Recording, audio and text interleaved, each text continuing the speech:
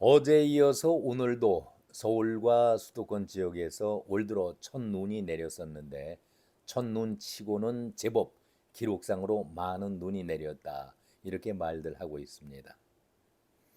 아침마다 저 개인적으로 어느 목사님이 아침 묵상의 편지를 보내기 때문에 받아보고 있는데 이 눈과 관련해서 청록파 시인이죠.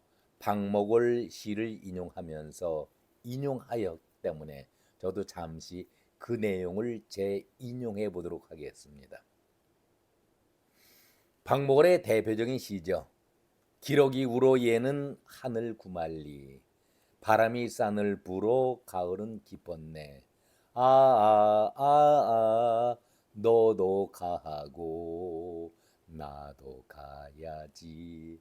이런 시 노래도 나오고 있습니다마는 사실 이 시의 내용은 전쟁 후에 한국 전쟁 때에 54년 때에 시인이 한 여인을 만났었는데 그 여인에게 사랑에 빠졌었지요. 그러나 이루지 못할 사랑이었기 때문에 그녀를 이별하고 시인의 마음을 담은 그런 시를 쓴 것이 바로 이 노래였습니다. 오늘 저는 이 시 노래를 얘기하려는 사랑 얘기를 하려는 것은 아니고 이제 올 한 해도 이제 한 달여밖에 다사다난했던 올 한 해를 보내면서 오늘은 우리 주위를 한번 살펴보겠다 이런 마음입니다. 깜나라 조진국 시간입니다.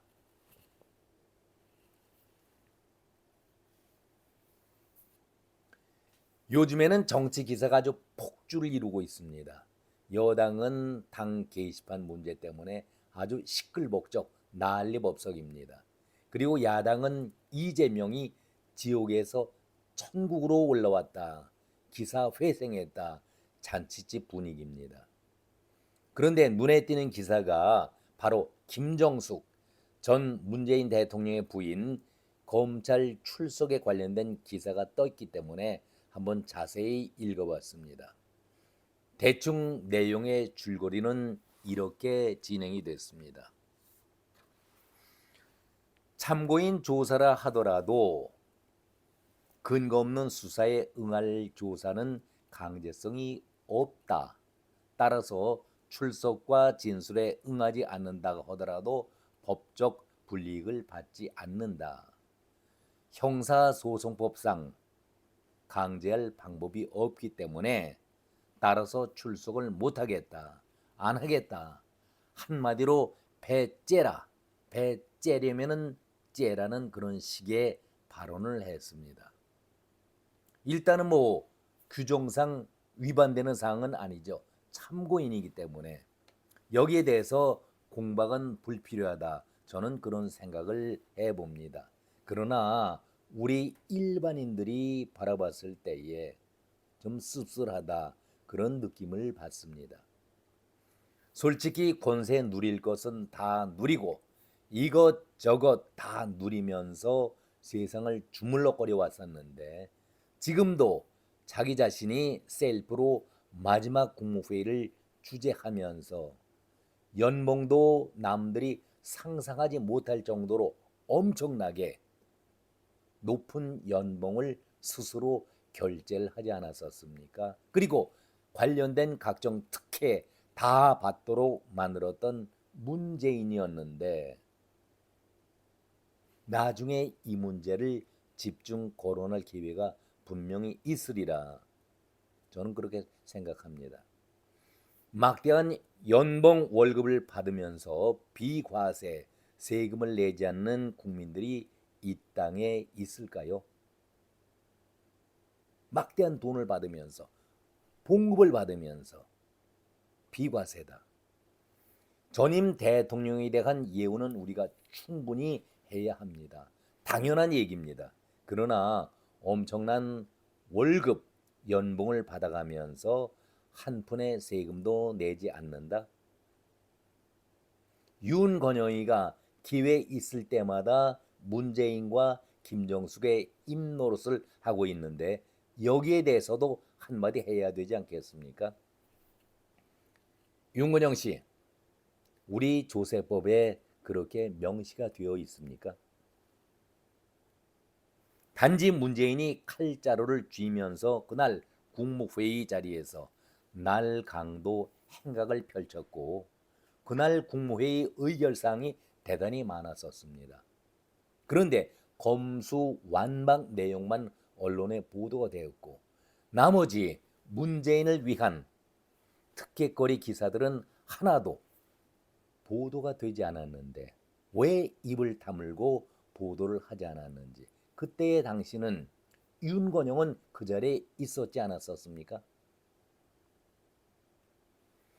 머지않아 이 문제가 문재인의 USB 전달과 함께 집중 거론이 되지 않을까, 저는 미리 걱정을 해봅니다. 타지말 문제도 당신 같은 정말 모자라는 자가 청와대 입노릇을 해왔고 지금도 하고 있다는 것에 대해서 씁쓸하고 안타까운 마음을 금할 길이 없습니다. 오늘 여기서는 그것을 논하고자 하는 얘기는 추호도 저는 생각이 없습니다. 결론적인 얘기를 미리 말씀드리죠. 참고인 자격으로 검찰에 나가는 것을 불응하겠다. 한마디로 못 나가겠다. 검찰도 잘 알고 있습니다. 안 나가겠다.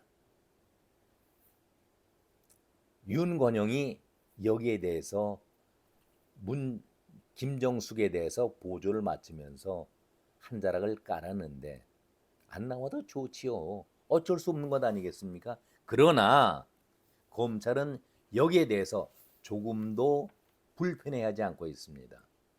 의도된 대로 나오지 않는다고 하니까 그 법을 따르겠다.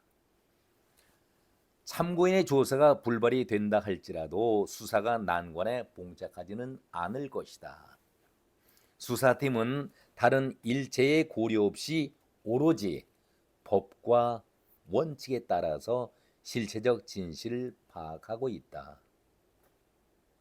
그러면서 다음 단계로 검찰이 이번 수사에서 피의자로 판단한 문재인 전 대통령에 대한 소환 조사 등에 이루어질 것이라는 것을 암시하고 있습니다.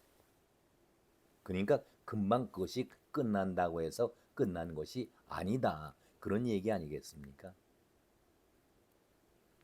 아무튼 이런저런 이유를 들어서 강제성이 없기 때문에 출석할 필요성이 없고 출석을 하지 않는다 하더라도 불이익을 당하지 않으니까 출석하지 않겠다. 문다희와 똑같이 검찰 출석 조사를 거부한 바 있었습니다. 그러니 여기에 대해서 시비를 걸 필요성은 전혀 없다라고 저는 생각을 합니다. 그러나 한 가지 묻고 넘어갈 일은 있습니다. 강제이기 때문에 나갈 필요도 없다, 참석할 필요도 없다, 동의합니다. 그런데 한마디 상대방의 이런 문제가 거론이 됐을 때에 아무리 참고인이라 하더라도 늘 야당은 이런 주장을 내세웠습니다. 법이 사실 여부를 알아보려고 출석을 요구하면은 바로 나가서 진실을 밝히는 것이 떳떳하지 않겠는가. 자기 자신이 이렇게 깨끗하다는 것을 미리 검찰에 나가서 밝힌다면은 오히려 검찰이 무색해하지 않을까, 이런 논리를 세웠었는데 전혀 자기 식구들에 대해서는 이 논리 자체를 적용하지 않고 있습니다. 남에게는 엄격한 법 규정을 강요하면서 나에게 있어서는 아주 관용을 베풀고 있는 것이 바로 민주당의 그런 태도 아니겠습니까? 너무나도 대조적인 입장을 취하는 것에 이해하기 어렵다. 그런 말씀도 한번 드려보겠습니다. 김정숙 개인의 일탈 문제가 어디 이것 하나뿐이겠습니까마는 잠시나마 나라의 대통령 부인으로 있으면서 이런 부끄러운 일에 연루가 되어 있다는 얘기 자체가 혐의가 있든 없든 간에 우리 모두에게 가슴 아픈 일 아니겠습니까? 검찰은 다시 부를 필요가 없다. 명백한 객관적 실체를 확보했기 때문에 이런 얘기를 하면은 뒤가 캥기는 것 아니겠습니까? 그런데 무조건 안면 몰수하면 그것으로 끝나는 것입니까? 우리 모두도 다 떠나야 할 나그네들 아니겠습니까? 나그네의 삶을 살고 있는데 한 해가 저물어 가면서 글쎄요. 내용은 다르지만 박목월의 시 다시 한번 떠올리게 됩니다.